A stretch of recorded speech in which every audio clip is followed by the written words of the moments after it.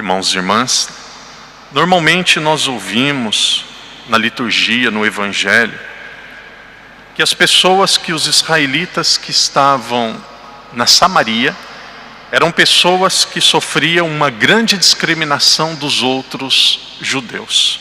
Eram pessoas que eram consideradas inferiores, pessoas que eram consideradas mais pecadoras, pessoas que em muitos momentos eram até desprezadas. Tem um momento que Jesus, quando estava indo para Jerusalém, ele passa pela Samaria, ele não foi acolhido, ele fez um esforço, a capacidade inclusiva de Jesus, lançou a Samaria, e ele não foi bem atendido, e aquilo não foi bem recebido, aquilo criou uma revolta tão grande nos seus apóstolos, que eles falaram: Senhor, que desça fogo do céu, para que essas pessoas sejam destruídas. E aí Jesus, naturalmente, não aceitou aquilo. Mas de onde vem o erro dos samaritanos? De onde vem esse problema religioso que os samaritanos têm? Por que os samaritanos são olhados de uma forma pejorativa? A resposta está na primeira leitura. Primeira leitura do profeta Oséias, capítulo 8. O profeta, aqui é um oráculo de Deus, é o profeta dizendo, mas são palavras de Deus, o profeta dizendo sobre a Samaria. Aqui nós estamos aproximadamente a 700 anos antes de Cristo. O texto diz assim: eis o que diz o Senhor: os filhos de Israel nomearam reis sem o meu consentimento, escolheram chefes sem me terem consultado. Com a prata e o ouro que possuíam, fabricaram ídolos para sua perdição. Considero abominável, ó Samaria, o bezerro que adoras. Causa da Samaria ter se tornado um povo desprezível entre os judeus foi o pecado. Querido irmão, querida irmã, o pecado da Samaria, e o texto diz aqui, foi ter escolhido um rei sem o consentimento de Deus, ter escolhido líderes sem Deus ter sido consultado, e por fim, a fabricação de ídolos. Nós sabemos que no nosso tempo, na nossa geração, também existe inúmeros pecados. O pecado da idolatria, ele é muito comum, cada vez mais comum. E quando nós falamos do pecado da idolatria, naturalmente nós não estamos falando de veneração de imagens na Igreja Católica. A veneração de imagens é uma prática que acompanhou toda a história da Igreja. Quando nós falamos em idolatria, nós estamos falando em realidades que o ser humano, em pessoas, em objetos, em coisas humanas que o ser humano coloca no lugar de Deus. Naturalmente existem diferentes formas de idolatria. Nós temos o dinheiro, nós temos o culto ao corpo, nós temos o culto a objetos materiais, nós temos o orgulho, a vaidade, inúmeras formas de idolatria. O ser humano parece que ele está cada vez... Naturalmente nós temos inúmeras pessoas que têm fé, pessoas religiosas, mas existe cada vez mais uma tendência de Deus se tornar um descartável. Antigamente as pessoas procuravam Deus quando tinha necessidade, agora acontece em muitos momentos, em muitos lugares, que as pessoas simplesmente ignoram a Deus. Qual é a razão disso? Qual é a razão disso? Qual é a razão do pecado? Uma das respostas, talvez a mais profunda, encontra-se no Evangelho de hoje. Jesus, depois de ter realizado alguns milagres, Jesus olha para aquelas pessoas e diz: eles parecem ovelhas sem pastor. Queridos irmãos e irmãs, o pecado, ele continuará existindo, principalmente quando não existem pessoas para ensinar e para corrigir. O mesmo profeta Oséias diz: o meu povo se perde por falta de conhecimento. E aqui está uma grande missão da igreja, aqui está uma grande missão daqueles que são pais, aqui está uma grande missão daqueles que são educadores. A nossa missão é formar pessoas mais parecidas com Jesus Cristo.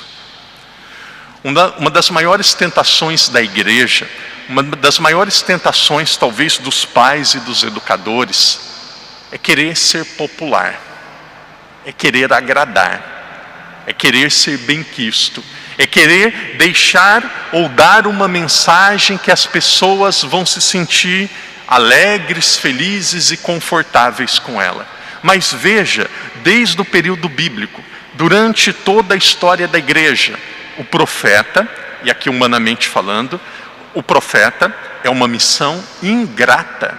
O profeta é uma missão ingrata. Ser pai, ser mãe, e aqui ser um bom professor, ser um bom educador, ser padre, é uma missão que em muitos momentos será uma missão ingrata. Ingrata por quê? Porque você terá que corrigir. Você terá que apontar aquilo que não está certo. Você vai ter que dizer aquilo que a pessoa não quer ouvir. É a mesma coisa quem convive com uma pessoa doente. Como que é difícil você dar remédio para a pessoa. A pessoa acha que você está prejudicando. A pessoa acha que você está ofendendo. A pessoa acha que você está tirando a liberdade dela. Mas aquilo é um gesto de amor. Quem ama, educa. Quem ama, corrige. Por isso que nós precisamos rezar como Jesus disse. E aqui eu utilizo as palavras da nossa tradução da Bíblia no Brasil. Aqui nós, na versão portuguesa de Portugal, diz assim: a seara é grande, mas os trabalhadores são poucos. No Brasil nós dizemos assim: a messe é grande, os trabalhadores são poucos. Rezemos para o Senhor da messe que envie mais operários.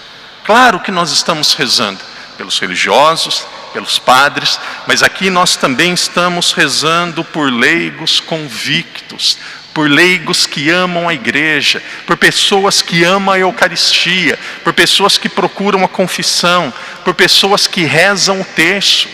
Nós estamos rezando e pedindo por pessoas que têm Deus como centro da vida de cada uma delas. A igreja muitas vezes ela é colocada na parede para aceitar coisas que são inaceitáveis.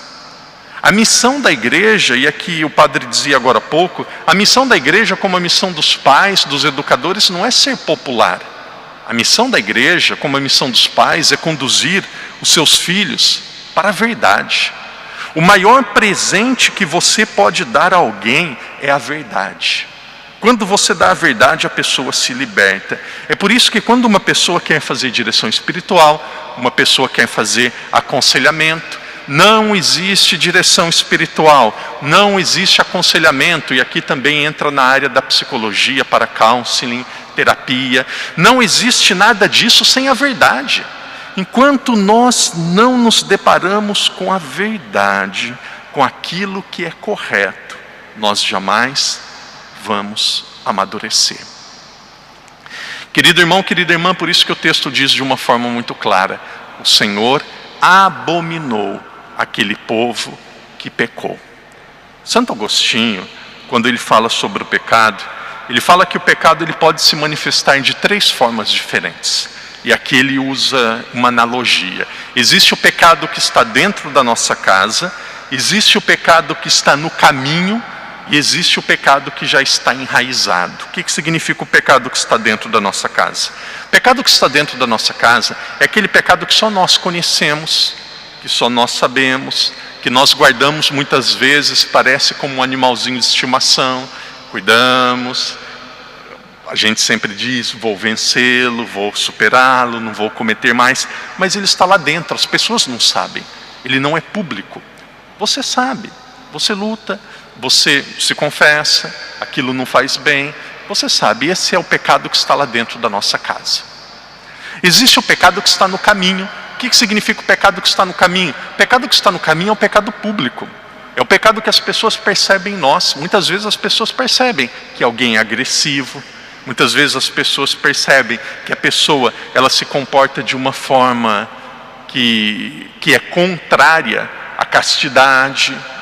Muitas vezes as pessoas percebem que a pessoa é preguiçosa. Existem pecados, muitas vezes percebe-se até adultério, pecados que são públicos. Agora já existem pecados que são enraizados. O que é o pecado enraizado? O pecado enraizado é aquele que de uma certa forma já faz parte da nossa vida, que é algo que a pessoa não consegue se desvincular dele e que já começa a matar a pessoa, que já começa a destruir a pessoa. Essas três maneiras de pecar, sem dúvida nenhuma, elas precisam ser vencidas. E nós ouvimos na primeira leitura: o pecado, ele nos destrói.